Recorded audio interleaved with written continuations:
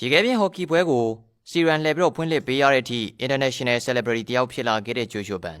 ပရိသတ်များလုံးပဲမင်္ဂလာပါများခေဆိုင်ဂျာနေကကြိုးဆိုပါရီ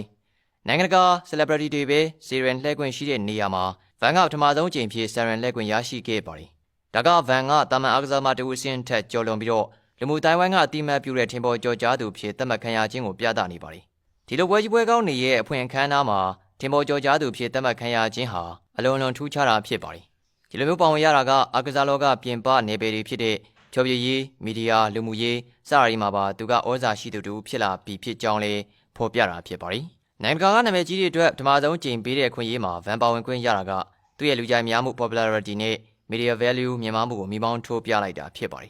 ဗန်ကိုရိုင်က MMA fighter ဖြစ်ပေမဲ့ရေခဲပြင်ဟော်ကီလိုမျိုးအခြားအားကစားနယ်ပယ်ရဲ့ပွဲစဉ်ကိုစီရမ်လှည့်ပြီးတော့စတင်ပေးခွင့်ရတာကအရေးကြီးတဲ့ချက်တစ်ခုဖြစ်ပါရီဒါဟာသူ့ရဲ့ကြော်ကြားမှုက MMA ပရိသတ်တွေကြားမှာသာမဟုတ်ဘဲနဲ့အမေရိကန်နဲ့ကနေဒါလိုနောက်တိုင်းအားကစားလောကရဲ့ကျေပြန့်တဲ့ပရိသတ်တွေရောက်ရှိနေပြီဆိုတာကိုသက်သေပြနေပါရီဒါကဗန်ဟာကမ္ဘာစည်းကွက်မှာရောင်းအားကောင်းတဲ့ဆွဲဆောင်မှုရှိတဲ့အားကစားမှာ